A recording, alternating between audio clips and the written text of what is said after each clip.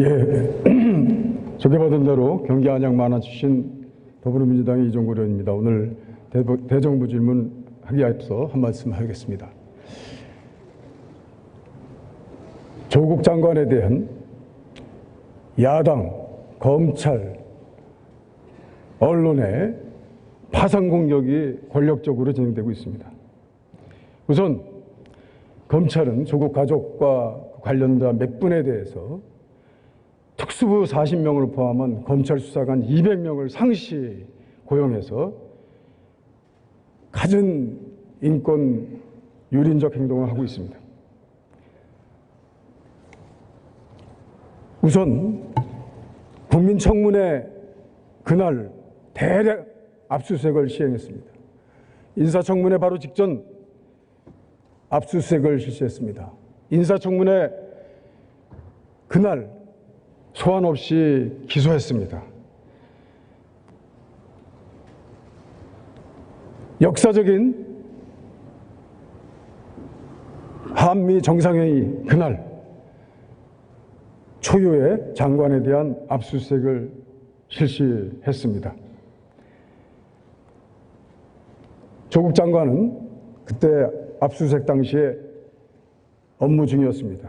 장관이기 전에 자연인이었습니다.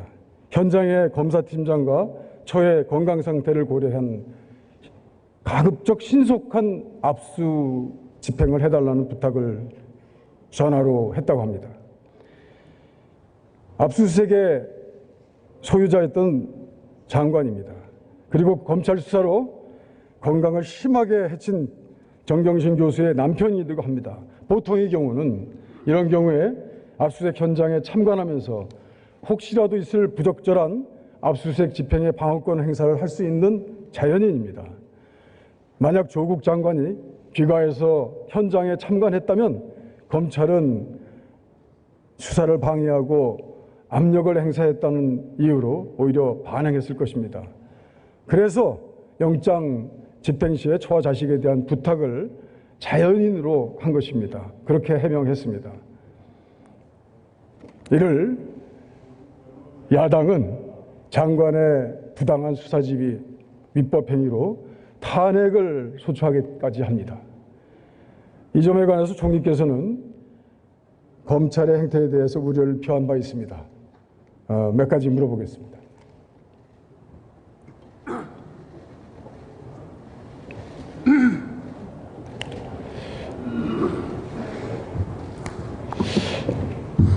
조국 장관의 그 전화통화가 가장으로서, 집의 주인으로서, 남편으로서 상식적인 당부로 보십니까? 아니면 법무부 장관의 지휘감독권을 부적절하게 행사한 것으로 보십니까?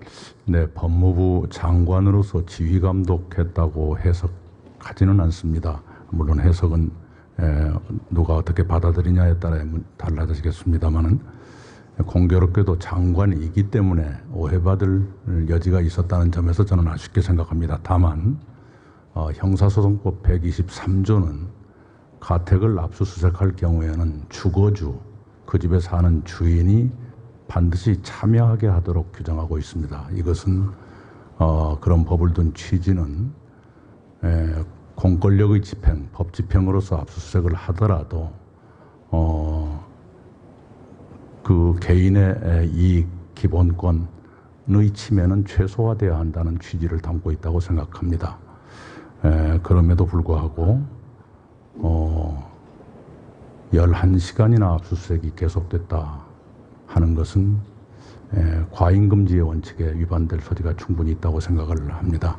공권력을 집행한다 하더라도 기본적으로는 기본권 침해를 수반하기 때문에 최소화되어야 한다는 그 원칙을 검찰이 제대로 지켰는지에 대해서는 깊은 의문이 남습니다.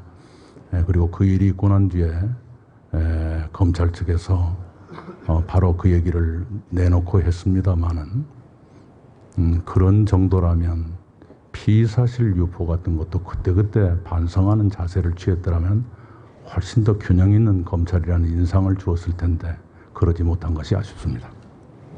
예, 지금 말씀하셨습니다만 한두 마디 좀 보충해 볼까 합니다.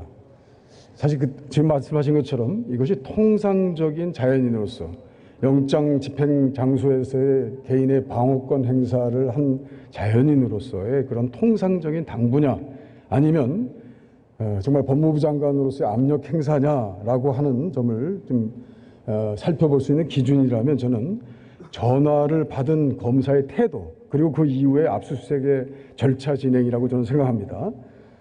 그 당시 조국 장관의 그 전화 통화 요구에 그 영장의 주임 검사는 뭐 아무 이상 없이 전화를 받았고, 또 부적절한 통화라고 하는 거부하지도 않았습니다. 그리고 또 말씀하신 대로 11시간에 걸친 이례적인 압수수색을 했습니다. 최소한 신속하게 해달라고 하는 법무부 장관의 자연인으로서의 부탁도 헌신짝처럼 내버린 것이죠. 압력을 느꼈다고 생각할 전혀 그 상황이 떠오르지 않습니다. 어떻습니까? 그동안 검찰이 정치 행위를 한 그 언론 플레이, 피사실 공표, 이거와 더 가깝다고 생각하지 않습니까? 예, 거듭 말씀드리지만 여성만 2분 계시는 집에서 많은 남성들이 11시간 동안 뒤지고 식사를 배달해서 먹고 하는 것들은 아무리 봐도 과도했다는 인상을 줄 수밖에 없다고 생각합니다. 네. 근데 또 나중에 알려진 바로는 이런 수사 상황을 실시간으로 야당 의원에게 누설하는 검사가 있었던 것으로 보입니다. 그 불법이 더 큽니까? 아니면 정말 전혀 법무부 장관으로서 앞뒤 전후 100% 조심하지 못한 전화통화의 그 부당성이 더 커 보입니까? 총리께서 한번 말씀해 주시죠. 네, 비교하기는 좀 어렵습니다만은 검찰이 장관의 그러한 부탁을 문제 삼는다면 검찰 스스로의 자세도 되돌아보는 균형 있는 태도가 필요하다고 생각합니다. 예, 알았습니다. 돌아가시기 바랍니다. 외교부 장관께 묻겠습니다. 차관님 오셨네요.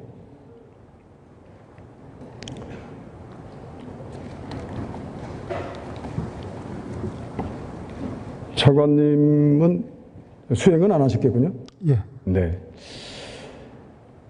근데 이제 그 한미 정상회담 이후에 일부 언론에서는 기자회견에서 트럼프 대통령이 만 답변하고 문 대통령은 뭐 무시당했다 이렇게 표현했습니다. 트럼프 대통령의 일방적인 그런 예의 없는 스타일, 그것은 뭐 누구나 다 아는 사실 아닙니까? 거의 모든 나라 정상회담에서도 나타난 일이었어요. 한국 관계에서의 특별한 그런 무시 행위였습니까? 외국 정상의 스타일에 대해서 직접 언급드리는 것은 적절하지 않다고 생각을 합니다만, 결론적으로 우리 대통령께서 의존적으로 소홀한 대접을 받았다 하는 것은 그렇지 않다고 생각합니다. 그 두 대통령께서 정해진 시간을 넘겨서 한 65분간 회담을 하셨고, 장소도 우리 측 숙소에서 진행됐습니다. 그리고 뒷시간을 잡아서 좀 더 허심탄회한 이야기를 나누고자 가장 마지막 시간을 회담 일정으로 잡았다고 했습니다. 이게 이렇게 본다면 이게 홀대가 아니라 상당한 배려를 받은 것 아닌가 이렇게 생각하는데, 장관님 생각은 어떻습니까? 예, 준비하는 과정에서 한미 외교 당국 간에 굉장히 긴밀한 조율을 통해서 의원님 지적하신 대로 순서라든지 또는 예정 시간을 넘겨서 회담을 진행했다든지 그런 데 다 그런 노력들이 반영됐다고 생각합니다. 당시에 회담 중에 최근 북한의 대화 재개 의지를 긍정적으로 평가했습니다. 그리고 싱가포르 정상회담 합의 정신을 분명히 유효하다고 했습니다. 그것을 재확인했죠. 네, 그 주변 설명 한번 해주시기 바랍니다. 네, 정확히 지적하신 대로이고요. 그 점이 한미 정상회담의 아주 중점적인 성과였다고 평가하고 있습니다. 한미 동맹의 중요성에서도 말씀을 나눴다고 그래요. 근데 한미 동맹의 지속 강화를 재천명했습니다. 과거 한미 동맹은 그 보조축으로 일본이 있었죠. 그래서 한미일 삼각 협력 체제가 기본 틀이었습니다. 근데 이번에 일본이 한일 관계 그 갈등에 있어 하나의 주요 당사자 아니겠습니까?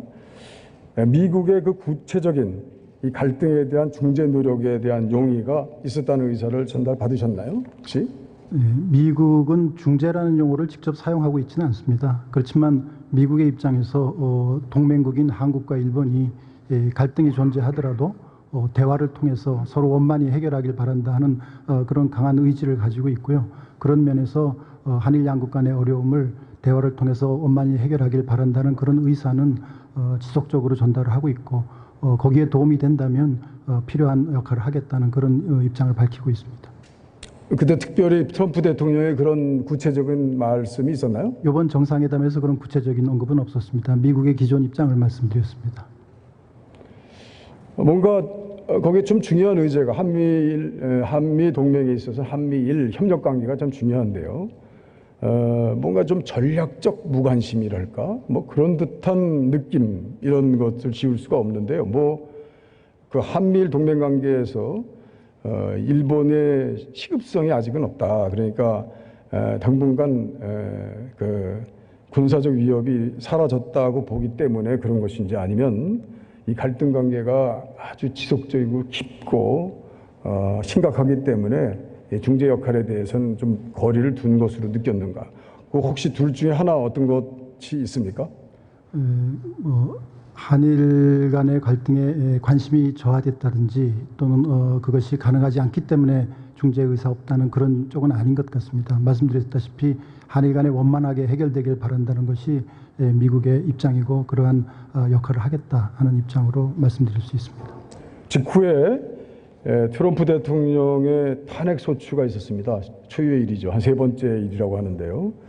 이 탄핵 소추가 트럼프 대통령에게는 여러 가지 앞으로 향후 그 정치적 일정을 잡는데 여러 가지 영향을 줄 것이다 이렇게 생각을 하는데요. 어떻습니까? 이게 앞으로 아주 중요한 우리 북미 정상회담을 포함 안보 외교 현안이 후순위로 밀리게 된다는 그런 전망도 있고요. 그렇지 않고 트럼프가 오히려 정면 돌파하면서 탄핵의 그 이유들을 뒤덮는 방법으로 재선 승리에 필요한 외교 성과를 내기 위해서 핵심 안보 사안에 대해서 더 적극적으로 관여할 것이다라는 정반대 예측이 있습니다. 어떻게 보십니까? 네, 그 미국의 국내 정세 문제에 관해서는 직접 언급드리지 않는 것이 적절한 것 같습니다만 어떠한 경우에도 북미 실무 협상이 잘 진전되고 그러한 결과를 통해서 완전한 비핵화와 한반도의 평화 번영이 정착될 수 있도록 그런 방향으로 연결될 수 있도록 우리로서는 기대도 하고 또 최선의 노력을 다하는 것이 맞다고 생각합니다. 네, 우리 총리님 나오시기 바랍니다.